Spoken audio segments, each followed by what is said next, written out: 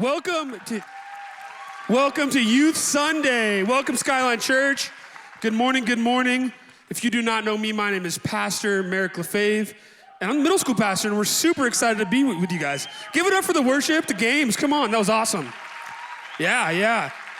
Well, we want to welcome our online campus, everyone watching. Our other campuses are doing their own Youth Sundays. So that is so awesome. All of our campuses are participating in this. But we have a lot of awesome things we want to tell you guys. Since last year, a lot has been happening in our youth ministry here at Skyline Church. So we just wanted to start by updating you guys on some stuff. First things first, last time we talked to you, we had 10 campus clubs all over San Diego. Our hearts are really in schools because that's where we can reach students where they're at. This year, we went from 10 to 15 campus clubs, and we reach over 450 students weekly. So that has been a big win for us, and this is a cool number. We've served over 10,000 lunches. Over 10,000 lunches in all of our local high school campuses. Yeah, that's awesome. Second number for you is over the last year, we have had over 613 decisions in our youth ministry. Give it up for middle school and high school. Yeah. And we've also had over 500 new students just here at Rancho in our middle school and high school ministries.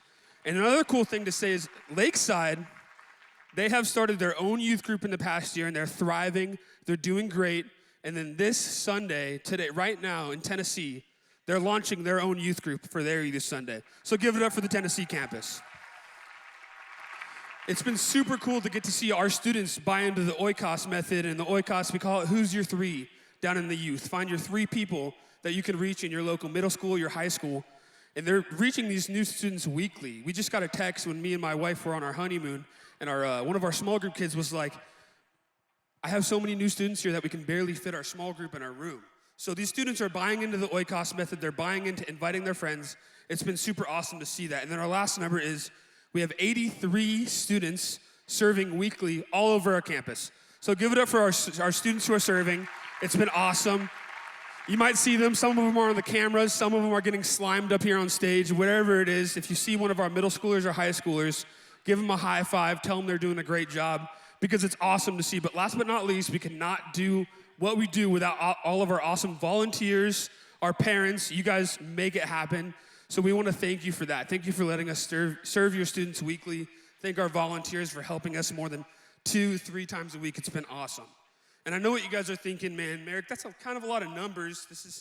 Ministry is not always about numbers, but here at Skyline, we believe that every number has a name and every name has a story, and that story matters to God, and that's really what we want to focus on today. We want to say, man, let's focus on those stories. Let's dig into these stories of life change, of things happening in our youth ministry, because you guys might be thinking, stories about youth, maybe they broke a couch, or maybe they brought something funny to a white elephant Christmas party. Yeah, but stories are the moments that we look back on. Everyone might have that crazy story from college, or they're late to a flight on Christmas, and they're running through the airport. But I want to ask you guys this question. I want you to ask yourself this. What story will be written about your life? Just think about that for a second. What story will be written about your life? And if you had to choose 3 of the top moments, the top stories from your whole entire life, what would they be? What would the top 3 stories be? And then if you had to ask God and tell God, choose those 3 stories for me. God, what would your top 3 stories of my life be? Would those align? Would your 3 stories and God's 3 stories match up? Many of us would probably choose our wedding. My wife, we got married 4 weeks ago. She would probably say, that's an important day, right? My wife would say, man, that's the important day. Some of you might say the day you graduated college, the day you got a huge promotion at work. Those are all really good, but I want to say God would probably pick the day that you gave your life to him, the day that you got baptized, the day that you went out of your way and reached someone or told someone about the gospel that has never heard about Jesus before, right? Those are 3 big moments in your life. But here's the good news, guys. Some of you might be saying, man, I've never had that story. I've never had those 3 stories. I've never really accepted Jesus. I haven't gotten baptized, and I haven't really reached someone with the gospel yet. But God's still working on your story. God's still moving in all of our lives. And that's really what we want to focus on today. We have a story of one of our high schoolers who really had their life changed. So you guys can go ahead and look at the screen.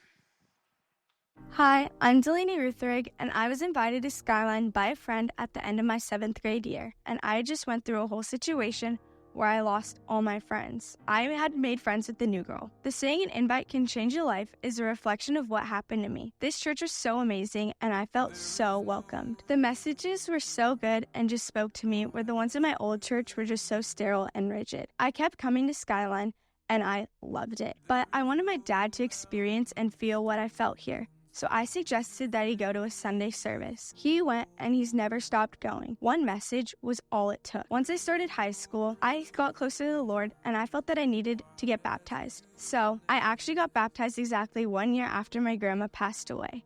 And although that sounds sad, it is a precious moment I will hold on to for the rest of my life.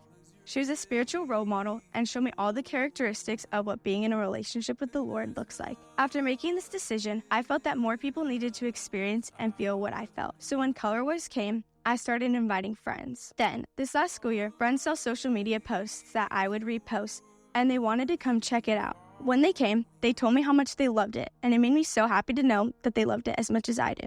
I've most recently gotten one of my friends to come who was super scared about coming, but once she felt the way our community is so inviting, she felt welcomed and she loves it. I also got my mom to go to one of our Christmas Eve services, and it changed her whole outlook on our church. Just like my dad, one message was all it took. An invite really can change a life, so I encourage you to invite someone too.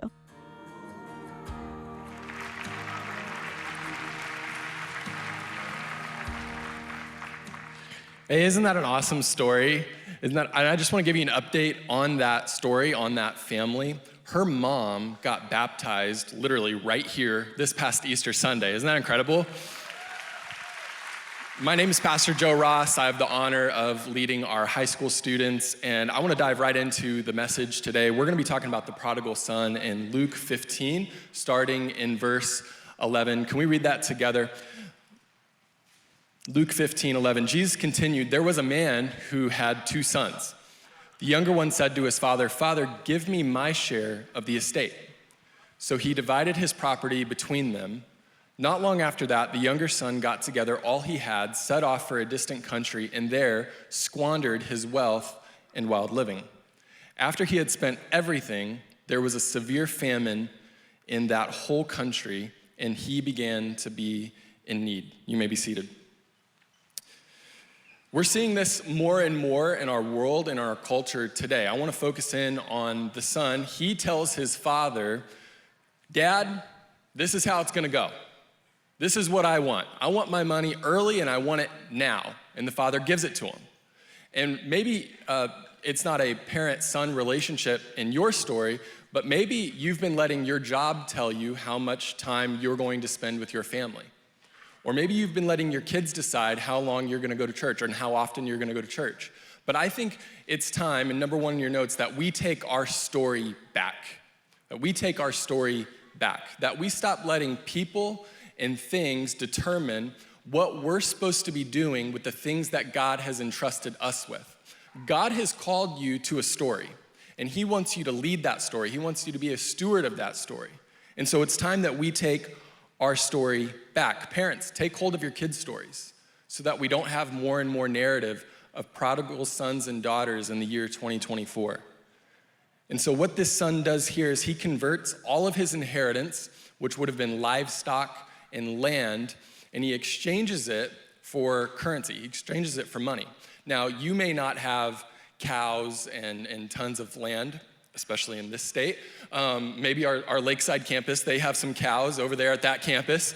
But I do think that we've been exchanging currency. What do I mean by that? I think we've been exchanging a heavenly inheritance for a worldly currency. I'm wondering if there's anybody in the room this morning that walked in the room, you've been trading your heavenly inheritance for a worldly currency. You've been trading time with your family for a promotion at work. You've been trading 30 minutes of extra sleep in the morning instead of being with God. You've been trading in long-term benefits for immediate gratification and satisfaction. And if we can go back to verse 13 here, it says this, it says that he set off for a different country. And what this translates to in the original language is a word called opodemo. Opodemo, say that 3 times fast. Opodemo, it means to go on a journey away from one's home or usual surrounding. When we wander away from our home, When we wander away from our physical home, when we wander away from our spiritual home, chaos happens. When we allow our youth to wander away from their spiritual homes, the house of God, and they get into unusual surrounding. Pastor Joe, what are you talking about? What's an unusual surrounding? They start hanging around with the wrong people. They're in the wrong places. Maybe they're watching the wrong content. And what happens to our life? Proverbs 13 gives the answer. It says this. It says, walk with the wise, become wise. For a companion of fool suffers harm. What happens to our life? Guys, harm happens. When we wander away from the place that God has chosen us to be, harm happens. And that's what happens in this story too, verse 15. So he went and hired himself out to a citizen of that country who sent him to the fields to feed pigs. He longed to fill his stomach with pods that the pigs were eating, but no one gave him anything. Let me just paint this picture for you really quickly. He has nothing. He has nobody. He has lowered himself so much that he is eating the same foods of the very pigs that he's been enslaved to watching. Friends, this is a picture of what will happen and what is happening to the next generation if we fail to lead them well. They will sell themselves to the world feeling no purpose, no fulfillment, and starving for some form of hope. We had a student that walked through our doors at one time feeling hopeless, but she walked away with so much more. I want you to take a look at the screens. My name is Peyton Sotier. I'm in 7th grade, and I've been going to Skyline for almost 3 years. I grew up in the church. We went to a very small church, but me and my dad got called to go start a new church. We were there for about 2 years or so, and then that church ended up having to shut down. We kind of fell out of going to church, and I kind of fell away from it because I didn't have anything else to go do or anybody who I knew or anything at all. And I ended up becoming friends with some not so great people who made me feel like I wasn't good enough or I wouldn't be able to make any other friends. But in 5th grade, I found a flyer to the Christmas nights at Skyline on the floor at lunch, and I picked it up and I was like, oh, we should go to this, and brought it to my dad, and we had a really fun time. It was my first time at a big church. The next Sunday, we went to Skyline, and I found that I loved it so much, and it was the first time I really felt like the Holy Spirit filled me. Apparently, my dad told me later on that he felt the same way when he heard Jeremy's message. So we continued going, and then I started going on Friday nights to Rewire, and that's where I am now. I have an amazing group of friends, and I've felt so much more confident, and if someone else were in my shoes that day that I found the flyer, I would tell them to go, because you never know what one invite can do. My name is Peyton Sotier, and God's not finished with my story.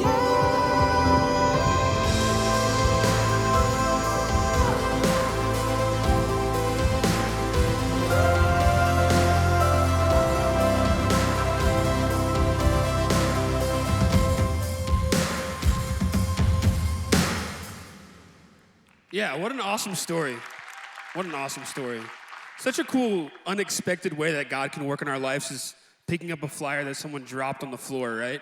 It's so amazing to me the ways that God can work in our lives. But I think that's one of my favorite stories, and so proud of our middle school and high school students welcoming, and that's what we want them to feel like is they come into these ministry and they feel like they're at home. They feel like they're welcomed. They feel like they have a place where they can truly be loved, right? But we're gonna jump right back into the scriptures. We're gonna be in Luke 15, verse 17, and this is what it says. When he came to his senses, he said, how many of my father's hired servants have food to spare, but here I am starving to death. And for the parents out there, I know you're thinking to yourself, man, my kid, my son, my daughter, coming to their senses, wow, I don't know if that's something that they're very good at, right? But it says right here, it says when he came to his senses, he said, how many of my father's hired servants have food to spare? And this is the idea of biblical repentance, right? Biblical, and not just feeling bad for yourself and moping around, and he's walking, he's with the pig slop, and he's like, oh, I did a bad thing, I'm feeling sorry for myself. But he's here and he's starting to have heart change. He's starting to make that turn, and it's truly a change of direction, right? Truly taking that step and changing your direction and realizing that you're far away from home. And you have to make that step to walk towards God.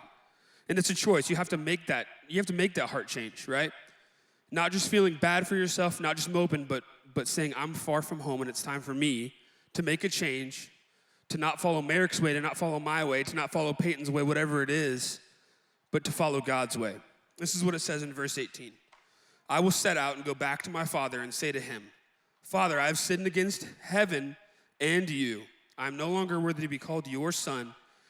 Make me like one of your hired servants. So he got up and he went to his father.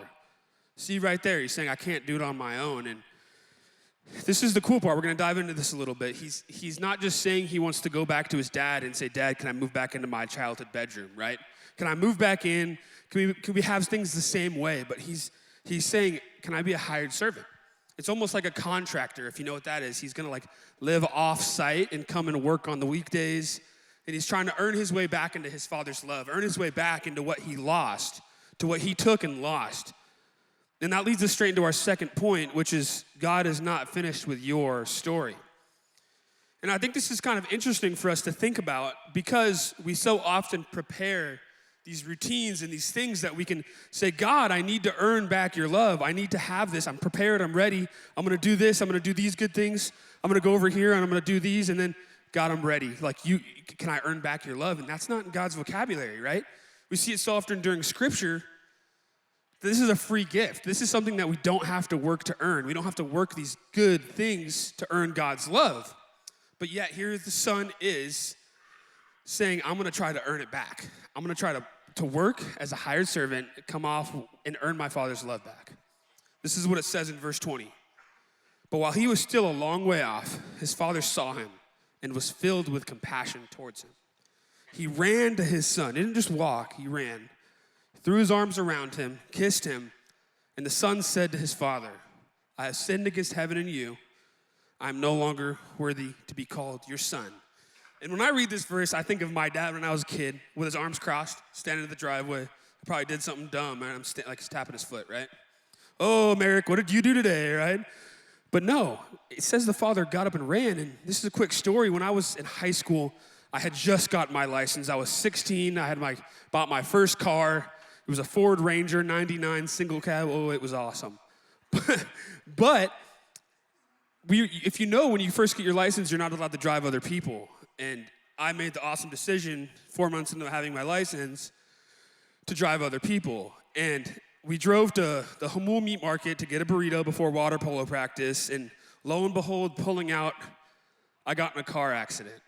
And I got hit, and don't worry, my friends got picked up by somebody else. But I start thinking of ways to get out of it, right? Start thinking of things to do.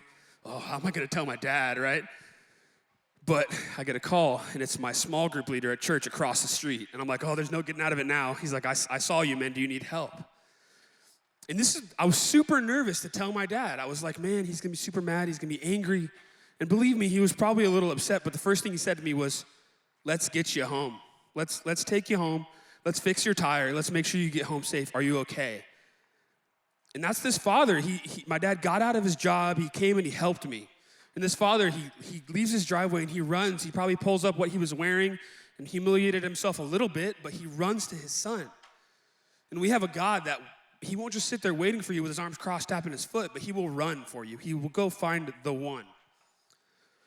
So some of us need to be like the welcoming parent today. Some of us need to have our arms open, ready to accept. And some of us need to be like the son who ran away, tried to do our own thing, but now it's time for us to come home. But the one thing that is truth today is this, is that God is always nudging the lost to come home. And we have a story of one of our high schoolers who really nudged one of her friends to come to church, and her life was changed. So go ahead and watch the screen. Yeah, go. Okay. Hi, I'm Kaylee. I'm Carly, and about a year ago, I started coming to Skyline, and I started looking forward to Tuesday nights almost every week. Joe wanted to start a club at my school, and so I volunteered to help run it, and I've had so much fun being able to connect with more kids at my school and here at Skyline as well. I saw my best friend Kaylee going through a really tough time, and I noticed that she kind of needed a place to kind of let go of some of that stress she was holding up. So I invited her to one of our theme nights here at Skyline, and she ended up loving it. I'm Kaylee, and Carly's invite 100% saved me. And I've always been a Christian, but my biggest struggle was feeling welcomed. I was going through a really tough time, like Carly said, and Carly, being Carly, noticed that and acted on it. And she invited me to Skyline. And I was a little hesitant at first, but I went to a Tuesday night, and it was the best decision that I've ever made. I was instantly welcomed, and I felt loved, and Carly and I just continued to go every Tuesday that we could, rushing from practices, stuff like that. And then I started going every Sunday as well. And it's the best decision that I've ever made. And every hard time that I have now, I lean on God. And every time that I go through something, I know that I have people behind me now. And I didn't feel that before. And so it changed me. And Carly and I actually got baptized together this past baptism. So yeah. On November 19th. Yes.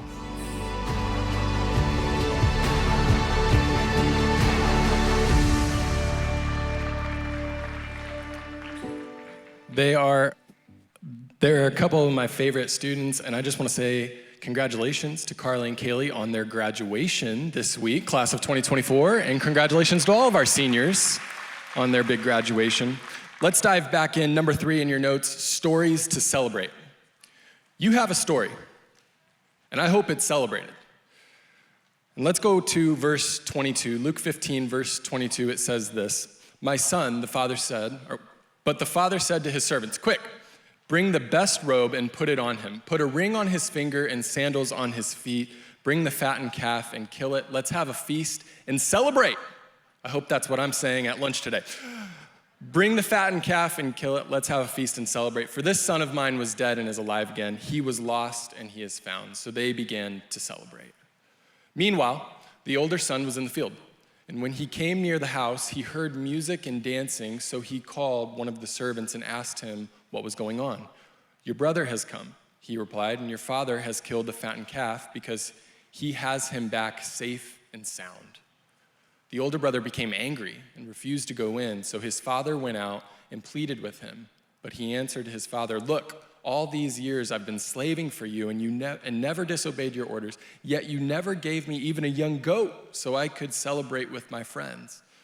But when this son of yours, who has squandered your property with prostitutes, comes home, you kill the fattened calf for him." "My son," the father said, "you are always with me, and everything I have is yours.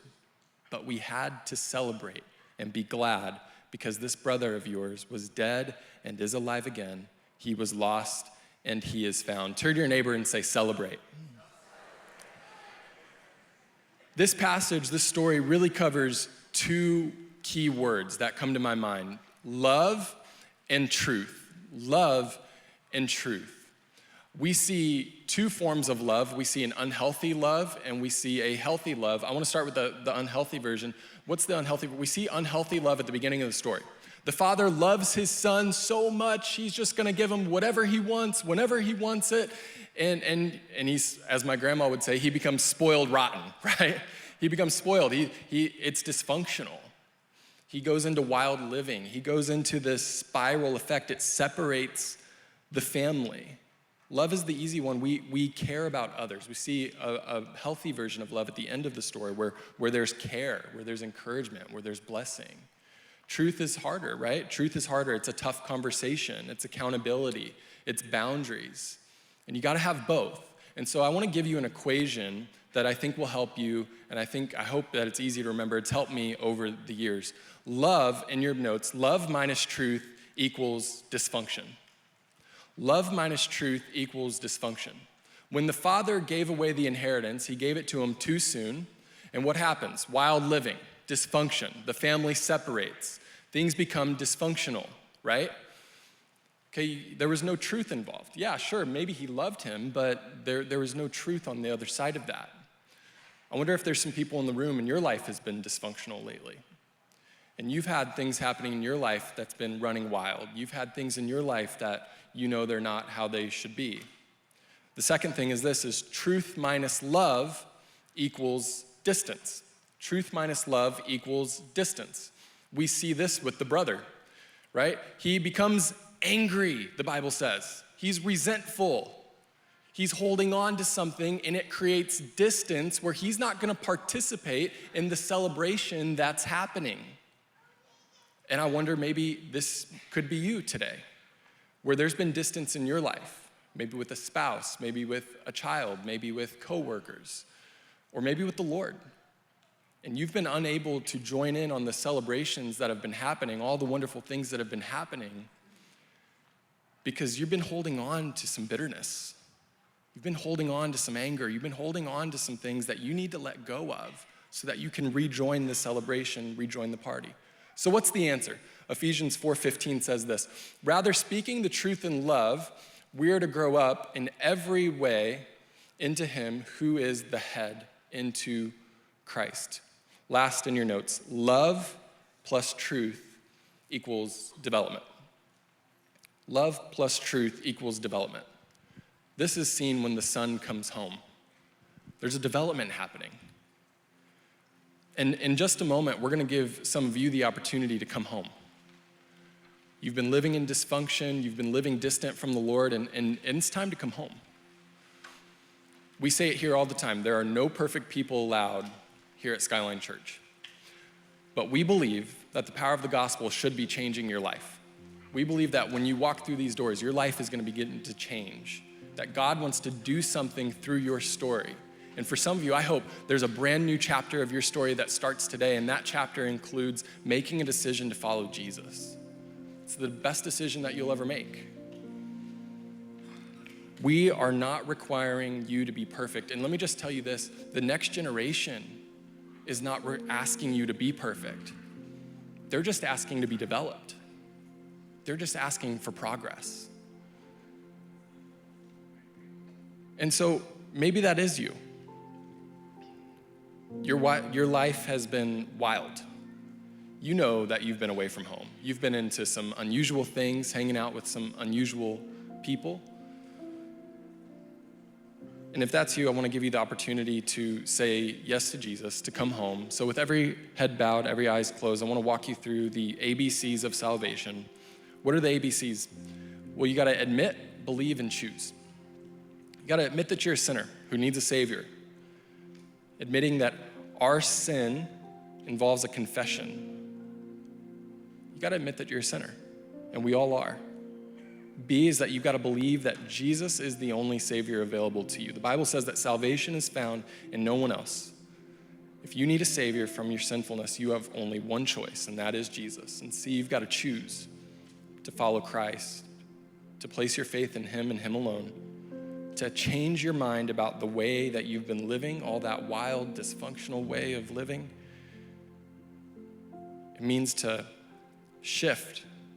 So if you believe that Jesus is the only option and that he can save you, I want to encourage you to follow me in this prayer in the silence of your heart. God can hear you. Jesus, thank you for loving me so much that you died on the cross to pay in full for all my sins. I am sorry for going my own way for so long, but I'm ready to come home. I now admit that I'm a sinner who needs a Savior. I believe that heaven is a gift that you alone can give me, a gift that I cannot earn and will never deserve. Help me to become the individual you created me to be as I choose to follow you. Others might say, I've been a Christian. I come to church every week, but I know in my heart I've been distant from God. I don't have a relationship with him. And if that's you, I would invite you to recommit your life to Christ today and follow me in this prayer in the silence of your heart. He can hear you. Jesus, I'm sorry for being distant and away from you. I come to you now and recommit my life to you. If you made that decision, I just want to welcome you home. I want to welcome you back into the kingdom of God.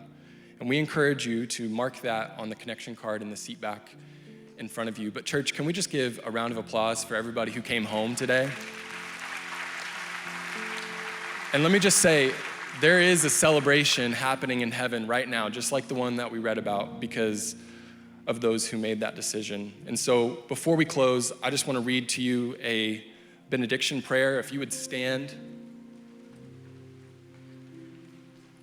And before we close, I just want to say our high school service will meet tonight. So we'll be back here tonight from 6 to 8 p.m. with an after party that ends at 9. If you're a high schooler and you haven't checked us out yet, we'd love to meet you tonight. But let's pray. We're going to be in 1 Thessalonians chapter 5, 23 and 24. May God himself, the God of peace, sanctify you through and through. May your whole spirit, soul, and body be kept blameless at the coming of our Lord Jesus Christ. The one who calls you is faithful, and he will do it. And all God's people said, amen. We love you, church. Have a great rest of your Sunday.